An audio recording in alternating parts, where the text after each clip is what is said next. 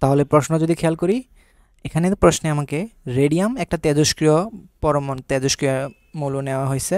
এই রেডিয়ামের অর্ধায়ু দেওয়া আছে আমাদের 1620 বছর। তারপর প্রারম্ভিক পরিমাণ 10⁻³ কেজি, সেটা হচ্ছে আমাদের এই যে রেডিয়ামের, আমি একটা এক্সপেরিমেন্ট করতেছি, সেই এক্সপেরিমেন্টে আমার যে ইনিশিয়াল যে অ্যামাউন্ট সেটা দেওয়া আছে 10⁻³ কেজি। গতে বের করতে বলছে রেডিয়ামের গড় আয়ু কত। সো গড় আয়ুর ইকুয়েশন আমরা জানি যে গড় আয়ু এটাকে আমরা টাও দিয়ে প্রকাশ করি। গড় আয়ু হচ্ছে আমাদের ক্ষয় ধ্রুবকের বিপরীত মানটাকে আমরা কি বলি, গড় আয়ু বলি।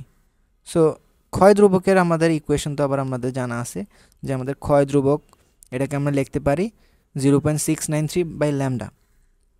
তো 0.693 বাই ল্যামডা, সেই ল্যামডাটা আবার উপরে চলে যাবে, সরি ল্যামডা না, টি হাফ।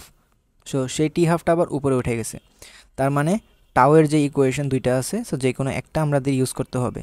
সো কোয়েশনে যেহেতু আমাদের অর্ধায়ু দেওয়া আছে, তাহলে আমরা তো ল্যামডা ইউজ করতে পারবো না। সো অর্ধায়ু যদি আমরা ইউজ করি যে 1620 বছর, এটাকে যদি 0.693 দিয়ে ভাগ দিই, তাহলে আমাদের এখানে তার গড় আয়ু বের হয়ে যাবে 2337.66 বছর। ঠিক আছে। সো এটা হচ্ছে আমাদের গতে যে জিনিসটা চাইছে সেটার অ্যান্সার। ঘতে চাইছে কি, প্রথম 2 মিলিগ্রাম ক্ষয় হইতে যেই সময়টা লাগবে তা পরবর্তী 2 মিলিগ্রাম ক্ষয় হইতে যে সময়টা লাগবে তার সমান হবে নাকি ভিন্ন হবে, সেটা বের করতে বলছে। তো তার মানে এখানে আমাদের ভর নিয়ে কাজ করতে হবে। সো ভর নিয়ে যদি আমাদের কাজটা করতে হয়, এখন আমরা চাইলে সূত্রটা এভাবে লিখতে পারি, n = n0 e⁻ λt। তো এই সূত্রটাকে আমরা একটু ডিরাইভ করে ভরেতে কনভার্ট করতে পারি এই প্রসেসে, যে n মানে কি বোঝায়, n মানে বোঝায় যে আমাদের ওই নির্দিষ্ট টাইম শেষে, এই যে টি টাইম পরে আমাদের অবশিষ্ট আছে কি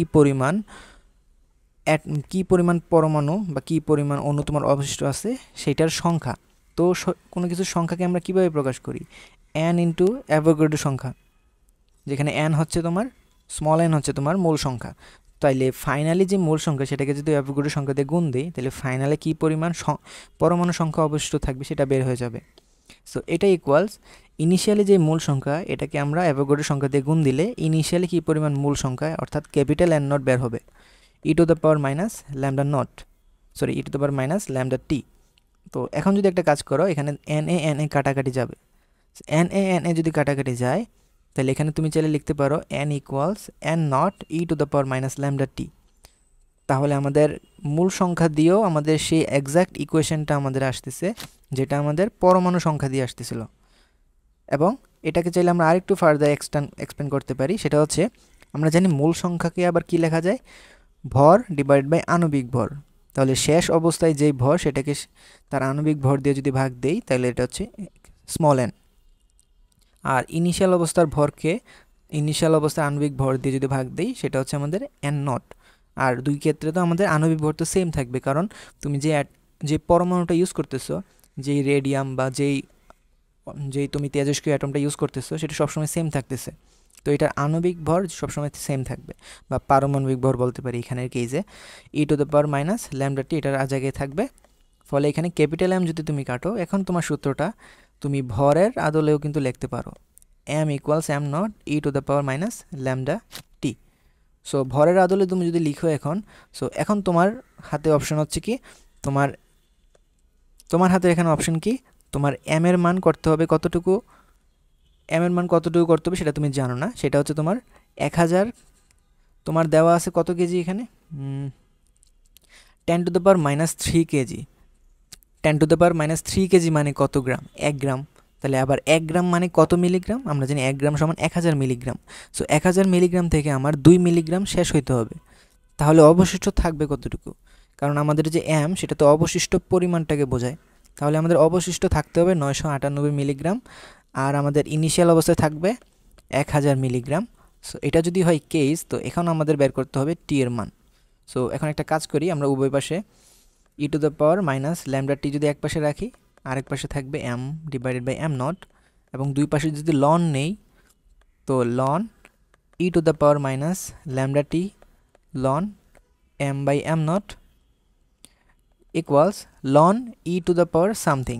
সো এই যে উপরে যে অংশটা এটা আমরা চাইলে লগারিদমের সামনে নিয়ে আসতে পারি এবং লন ই এর যে ভ্যালু সেটার ভ্যালু হচ্ছে আমাদের 1। তাহলে আলটিমেটলি এখানে শুধুমাত্র তোমার ল্যামডা টি থাকবে equals ln m by m naught. তাহলে তুমি যদি টাইম বের করতে চাও তাহলে সেটার ইকুয়েশন হবে ln m by m naught divided by minus lambda. So প্রথম কেসে যদি আমাদের টি1 যদি হিসাব করি, এখন টি1 হিসাব করার জন্য আমাদের লন এম হবে আমাদের 998 মিলিগ্রাম, আর আমাদের এম নট হচ্ছে 1000 মিলিগ্রাম, আর আমাদের ল্যামডা কত? সো ল্যামডা তো কোয়েশ্চেনে দেওয়া নাই, কোয়েশ্চেনে দেওয়া আছে কি অর্ধায়ু। সো অর্ধায়ু থেকে আমরা ল্যামডার মান বের করে ফেলতে পারি ইজিলি। তো সেটা যদি ছোট্ট করে এখানে বের করি, আমরা জানি ল্যামডা হচ্ছে লন 2 বা 0.693 divided by T half. So T হাফের ভ্যালু তো আমাদের 1620 বছর। এটাকে যদি আমরা এখানে বসাই তাহলে আমাদের অ্যাজ এ রেজাল্ট হবে 4.278 ইন্টু 10⁻⁻4 পার ইয়ার। তাহলে মাইনাস 4.278 ইন্টু 10⁻⁻4 পার ইয়ার, এই ভ্যালুটা যদি আমরা বসাই তাহলে দেখবো আমাদের টি1 এর মান হবে 4.68 ইয়ার। ঠিক আছে, সো এটা হচ্ছে আমাদের টি1 এর মান, যে আমাদের মৌলটা 1000 মিলিগ্রাম থেকে 998 মিলিগ্রাম পরিমাণে আসতে আমাদের কি পরিমাণ সময় লাগবে সেটার মান। তো এখন যদি আমাদের সেকেন্ড কেজের কাছে চিন্তা করি, যে সেকেন্ড কেজে হচ্ছে আমাদের ওই যে প্রথম 2 মিলিগ্রাম হ্রাস পেতে যে সময়টা লাগবে সেটা তো বের করলাম, তা পরবর্তী 2 মিলিগ্রাম যদি হ্রাস হইতে হয়, সো পরবর্তী 2 মিলিগ্রাম মানে পরবর্তী 2 মিলিগ্রাম যখন হ্রাস পাবে তখন ইনিশিয়াল অবস্থায় তার এম নট কত হবে?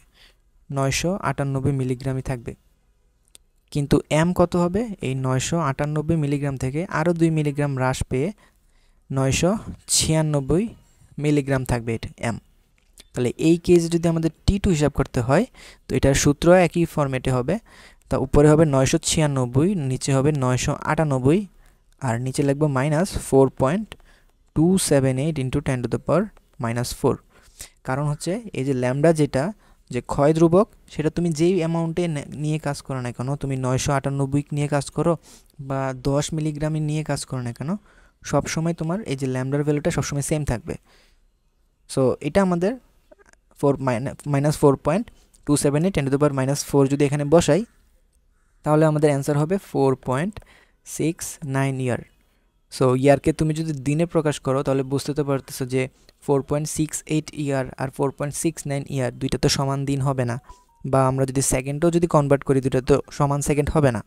তাহলে আমরা বলতে পারি আমাদের টি1 ডাজেন্ট ইকুয়ালস টু টি2।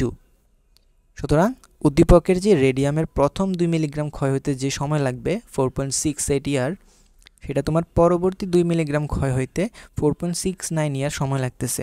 সো দুইটা একই সময় কিন্তু লাগবে না।